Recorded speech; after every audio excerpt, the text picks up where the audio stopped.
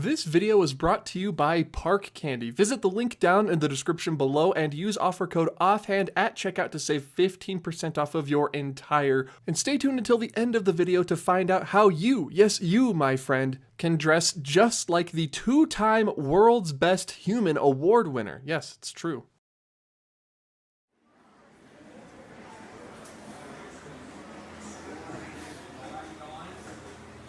Buzz Lightyear's Space Ranger Spin is the first shooting gallery type attraction at the Disney parks that wasn't in Frontierland and is also a ride. And over the years, it's seen little in the way of updates. The ride is still very close to what it was when it opened all the way back in 1998. Space Ranger Spin took over the previous home, the show building of Delta Dreamflight, an attraction about aviation sponsored by Delta, you know, the airline, which itself replaced the opening day attraction If You Had Wings. Now, Space Ranger Spin kept the ride system of the previous two attractions, Dreamflight and If You Had Wings. It's an Omnimover, similar to the Haunted Mansion. And tons of remnants of what came before in the form of airplane-themed attractions still remain hidden away in Astro Blasters, and if you have the eye to see them, you can still find them.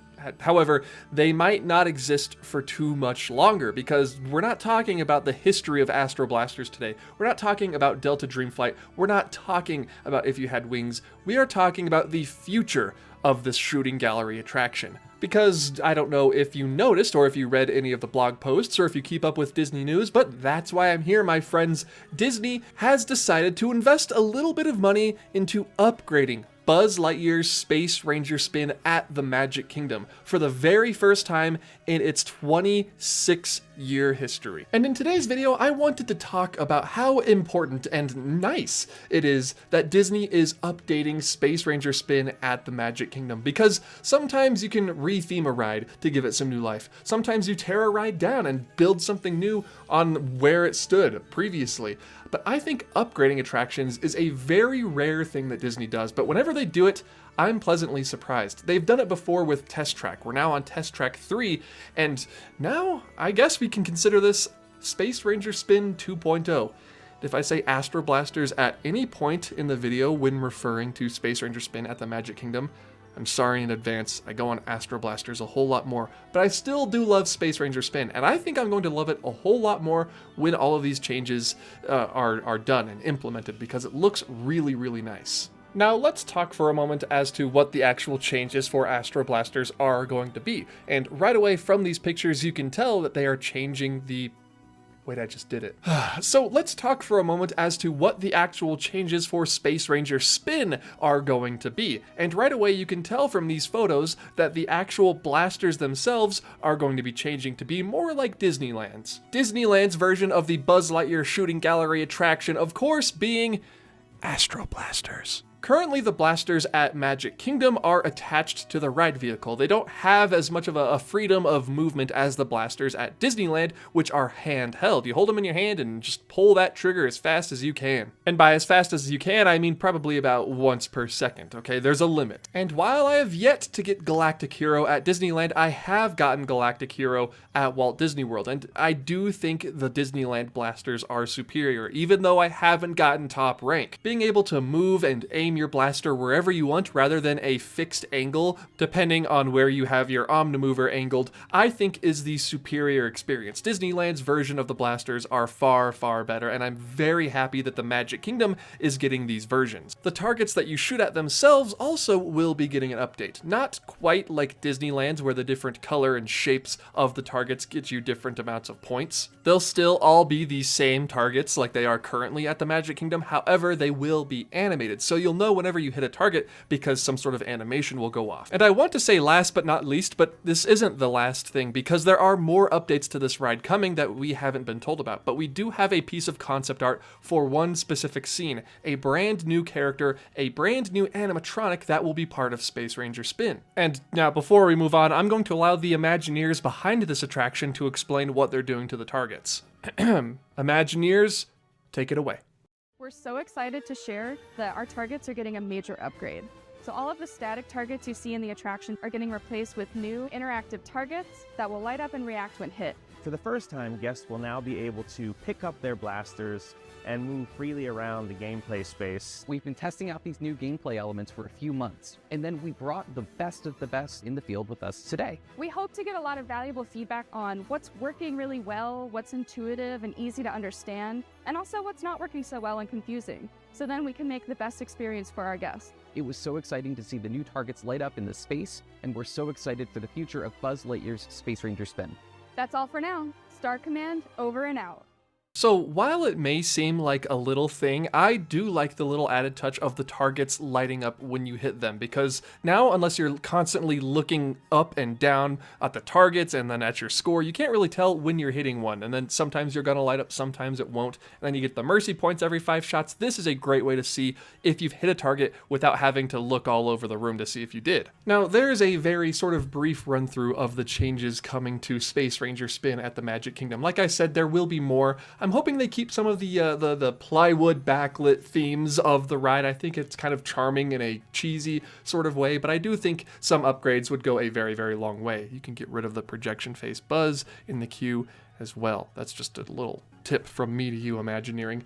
But this shines a light on something that I think Disney doesn't do often enough, and that's upgrade existing rides, not retheming them, not tearing them down, but making them better. The same ride, but just improving on what it does well. I wouldn't necessarily compare this to modular updates of rides like the new Bride at the Haunted Mansion. She is certainly an improvement over the old Constance Hatchaway, but the attic scene, the Great Hall scene, the stretching room, that all remains the same. This would be like if they redid all of the rock work and moved some of the skeletons, added some new effects, and maybe some mermaids in the water in the cave scene in Pirates of the Caribbean. Florida people, you know what I'm talking about when I say mermaids in the water. Rest in peace, water mermaids, you are absolutely terrifying. This would be like them going through every scene in Pirates of the Caribbean and updating the animatronics to be new, electric, A1000 animatronic figures, changing backdrops and entire scenes, almost to a point where Pirates of the Caribbean becomes a completely new version of what it once was. At its heart, the same ride, telling the same story with the same audio and the same voice lines, but updated with modern technology. Now, I think a lot of people would be okay with this sort of thing in reason. The Red update is sort of like this, except on a much, much smaller scale.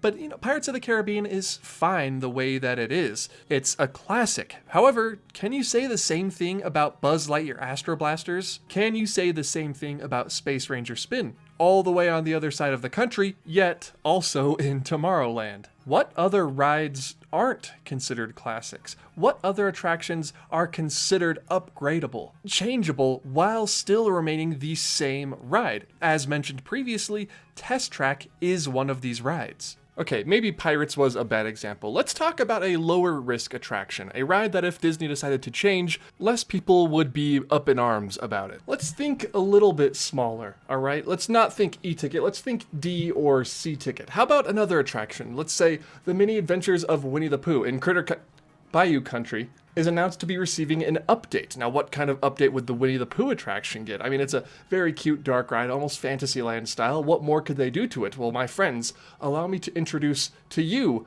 Pooh's Honey Hunt. This version of the Winnie the Pooh dark ride-esque attraction is far superior to what we have in either of the parks in the United States, Magic Kingdom and Disneyland. Pooh's Honey Hunt is a Fantasyland dark ride located in Fantasyland at Tokyo Disneyland, and it actually opened up a while ago, 25 years ago. It's been a while. It opened back in 2000. Now, for reference, the Magic Kingdom's Winnie the Pooh ride opened in 1999, and Disneyland's opened 3 years after Honey Hunt in 2003. Here is a video of Winnie the Pooh in Anaheim. Yeah, this looks okay. It's about what we've come to expect from a Fantasyland dark ride. It's not really any animatronics, but sort of cool figurines taking us through the story of Winnie the Pooh. Sure, fine. And now here is a video provided by my friend LMG Vids, link in the description, of Pooh's Honey Hunt in Tokyo. It is a very, very noticeable difference in quality between those two rides. Now, while the 3 rides follow very much the same beats, there are actual audio animatronics in Honey Hunt. The figures are textured with fur, the special effects are a bit more advanced, and, of course, the ride is trackless. Now, I'm sure there are plenty of Mini Adventures of Winnie the Pooh fans out there, but if Disney announced that they were upgrading the Mini Adventures of Winnie the Pooh at Disneyland or the Magic Kingdom to be similar to Pooh's Honey Hunt at Tokyo, I don't know if too many people would bat an eye. In fact, I would be cheering that on. I mean, take a look at the Heffalump and Woozle scene. This is Disneyland, of course. It looks fun, it's colorful. There are a lot of Heffalumps, Woozles, and references to the Country Bear Jamboree, if you know, dotted throughout the scene. But here is the scene in Pooh's Honey Hunt. Now, of course, just looking at it here, very, very similar to the Anaheim version, but there are subtle updates and small improvements everywhere, like set pieces and three-dimensional characters instead of just the 2D sort of plywood ones we get in Anaheim dotted throughout the scene. And while I do sort of have a small complaint about it feeling kind of barren because of the nature of trackless rides, everything has to be sort of spread out, whereas in the Anaheim and Magic Kingdom versions, it's very much more of an intimate sort of ride. Everything is very close to you. This version, I have to admit, is slightly more impressive. I mean, for crying out loud, look at this guy. What is he doing? Another good example, I think, would be maybe The Little Mermaid at Magic Kingdom and California Adventure. This ride is a classic Omnimover style, almost Fantasyland Dark Ride, maybe a half step up from Fantasyland style, but let's all be honest with ourselves here for a moment. The animatronics on this ride, especially Ariel, can be kind of creepy sometimes. And this is the improved version of the ride. It shut down in 2014 and opened with some changes and some improvements. If Disney were to go back through this attraction again and upgrade the animatronics, the scenes, the effects, it could really benefit from that. Let's just say that. Let's leave it there. So, like I said, maybe using pirates right off the bat was a bad example. Maybe that was a bad way to go about it. That is certainly ingrained in the Disney parks culture. But the Mini Adventures of Winnie the Pooh and the Little Mermaid rides aren't really as much of mainstays as Pirates and the Mansion and, dare I say, even Test Track. So I do think Disney could fiddle with those rides a little bit more and add to them, change them a little bit here and there, and make them better. And I think the same sentiment goes very, very strongly for both Buzz Lightyear attractions at the Magic Kingdom and at Disneyland. Now, there is another shooting gallery style attraction at another Disney park, Hong Kong Disneyland to be precise, that replaced Astro Blasters in 2019. But Ant-Man and the Wasp Nano Battle has gotten mixed reviews since it opened. It's a fine shooting gallery attraction, and there are some decent practical sets, but for the most part, the screens and the industrialness of it all really isn't Tomorrowland. I don't really think this was a worthy successor to Buzz Lightyear. So I am happy with the fact that we are retaining the Buzz Lightyear Space Ranger Spin name and theme while getting an improved version of the ride. I think this is a wonderful, wonderful thing for Disney to be doing, and they need to do it to more rides like the two that I mentioned previously. And by the way, this piece of concept art is going to be the very first scene in the ride. This scene right here that you just saw, that's the same room. You're going around in a little circle, sort of like a mini Leota style room. And that's a brand new animatronic. It's such a good idea. Also, IYHW, if you had wings, Now, I don't know if the changes that are going to be implemented are necessarily as much as I want. We're getting that new scene at the beginning and some new blasters, but other than that, Disney hasn't really confirmed anything else that would be changing. I mean, I would like some new effects, some more immersive scenes, maybe some 2.5D technology, like in Runaway Railway here and there, but I mean, even if it is just the new blasters in that new scene, that's a decent upgrade. I would prefer a little bit more, though. It certainly won't be a full upgrade like Test Track 3, but I think it's sort of a relief to me, I guess, that Disney isn't just thinking about cutting or retheming every ride. Some of the older ones still do deserve their updates. And whether that's a new animatronic or a new scene or some new blasters or maybe even an entirely new track system for, Winnie the Pooh, just saying, I mean, I'm sure they could figure out how to do it somehow. I think it's a really good thing. Some rides, really could go for a retheme. As much as I love the Grand Fiesta Tour, a Coco ride I think makes a whole lot more sense now. But if they wanted to upgrade the Grand Fiesta Tour with more animatronics and dark ride sort of physical set scenes, I wouldn't hate that. Now, before I wrap this up, I do want to ask you, my friend, watching this video right now, if you could choose one attraction, one ride in the Disney parks, any ride. It could be Pirates, it could be Mansion, it could be Rise of the Resistance. Probably a bad choice, but if you could choose one ride to receive a modern update, an upgrade, without changing the ride too much, what ride would you choose? I think my final answer would be probably the Little Mermaid at California Adventure and the Magic Kingdom. The queue and the facade and everything in the Magic Kingdom is so great. And then you get on the actual ride, and then it's just like disappointing and kind of terrifying. So that would be my answer. What would your answer be for what ride you would want to upgrade? Even if it is just a little bit like Buzz Lightyear Space Ranger Spin is getting. I don't know, maybe you'd change Disneyland's Buzz Lightyear or Autopia to be a little bit more retro-futuristic-y. Is that even a word? And well, I mean, speaking of Autopia, you can see right there that I am quite the fan. But there's also an Omnimover if you are a mansion or maybe Adventure Through Inner Space fan. Wait a second.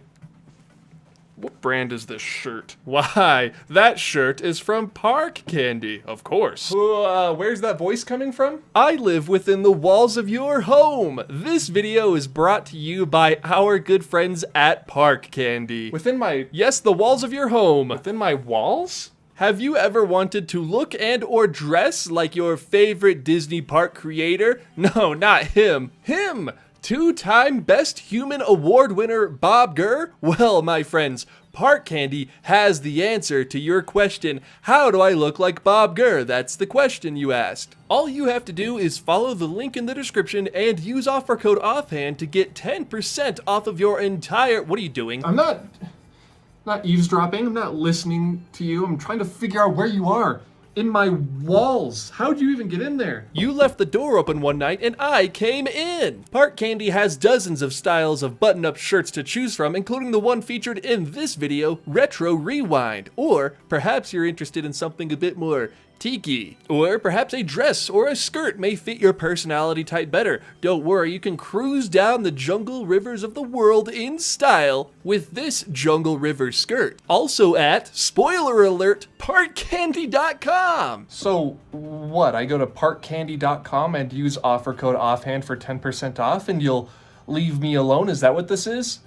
I will never leave you specifically alone, but you should still use the link in the description down below and use offer code OFFHAND. I mean, I do like this shirt, so I think I will anyway. Smart guy. Once again, that's parkcandy.com, offer code OFFHAND at checkout to save 10% off of your entire order. And a big thank you to Park Candy for sponsoring this video. All right, I guess I have that to deal with now. Something in my walls. Ride upgrades. What do you think of them? Do you think they're a good idea? Do you think they're a bad idea? Do you land somewhere in between? What do you think of the upgrades announced so far for Buzz Lightyear Astro Blasters? I did it again! It's Buzz Lightyear Space Ranger Spin at the Magic Kingdom. Let me know down in the comments below, and until next time, everybody. To infinity and beyond! That's what I was going for. He's a little late. He missed his cue, but that's okay. Come on, Buzz. End card is down here, underneath the table, as always. See you guys. Wait, it's not down here this time. No, it is. I'm sorry, that was my fault. I couldn't see it. It's right here. See? Told you. Here it is, the end card. Hello, everybody, and welcome to the end of this week's video. It actually ended up going a lot longer than I thought I was going to just sort of yap about ride upgrades, specifically Buzz Lightyear Space Ranger Spin at the Magic Kingdom. If you enjoyed this video, please be sure to hit the like button, and if you're new around here and you want more sort of analysis like this, be sure to hit the subscribe button. A thank you, of course, as always, to my supporters over at patreon.com/offhanddisney. They get early access to videos and exclusive access to other videos, and the buy-in point is just $1 a month to get your name in the white tier patrons list of the credits. It goes white, green, purple, and gold. But then there are also the tier list patrons. We don't talk about the tier list patrons unless you want to. They're tier list. They're cool. They're like the outsiders. If you'd like to join their ranks, it's just $1 a month. You can pledge more, or you don't have to pledge at all. You can follow me for free on other social media websites, including Blue Sky, Instagram, TikTok, and Twitter. I am at Offhand Disney on all of those different websites. And that, my friends, takes us to the end of this week's video. Thank you all so much for watching. I look forward to meeting up with you all in next week's video. Might do some history, might talk about some fun facts or some Easter eggs. I don't know, I'll figure that out. That's for me in 6 hours from now to worry about. Everyone, thank you all so much. I'll see you all in that next video. Goodbye.